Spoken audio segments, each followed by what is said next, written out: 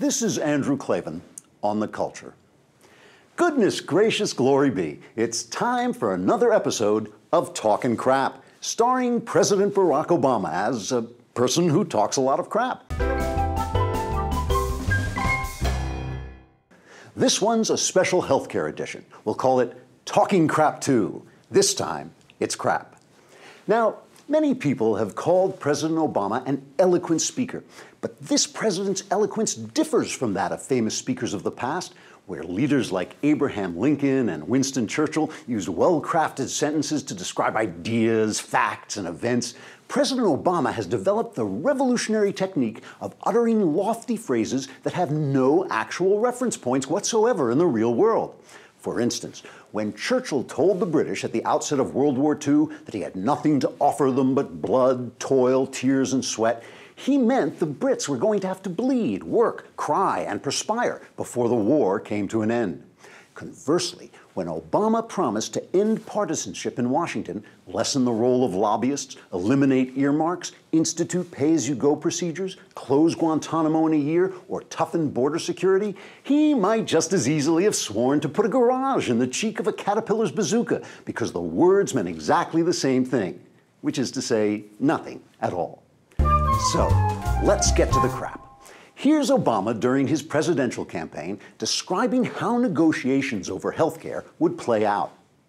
We will work on this process publicly.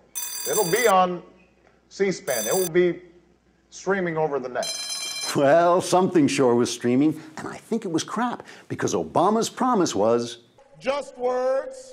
That's right. There were certainly no C-SPAN cameras present for the backroom sweetheart deals and quid pro quos that brought senators like Mary Landrieu and Carl Levin on board to a bill their constituents rejected. And of course, Congressman Bart, No Child Left Alive, Stupak, traded away his much vaunted anti-abortion principles for a toothless executive order behind closed doors. So what about that C-SPAN promise, Mr. President? With respect to all the negotiations not being on C-SPAN, you will recall in this very room that our kickoff event was here on C-SPAN. And at a certain point, you start getting into all kinds of different meetings. Well, that's a reasonable explanation. No, I'm joking. It's total crap. So's this. When there's a bill that ends up on my desk as president, you, the public, will have 5 days to look online and find out what's in it before I sign it. Crap-a-doodle-doo. In fact, after Congress passed the massive health care bill turning 1/6 of the U.S. economy over to the government and seizing powers for that government our founders never intended it should have, the president signed the budget-busting monstrosity into law less than 48 hours later. You bet it is, Joe. And hey, you stay classy. But Obama's promise... Just words. And how about this one? It will reduce our deficit by more than $100 billion over the next decade and more than $1 trillion in the decade after that.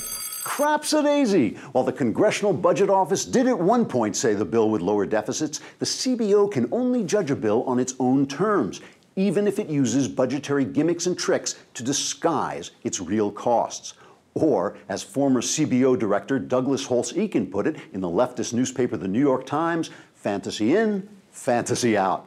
According to Holtz-Eakin, the new bill disguises its crippling costs by front-loading taxes so that 10 years of revenue pays for 6 years of expenses. It also leaves out over $100 billion in costs entirely. And of course, it assumes Congress will cut close to $500 billion from a Medicare system already bleeding red ink, which is ridiculous.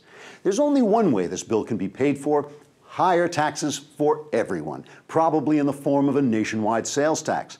But Obama has an answer for that.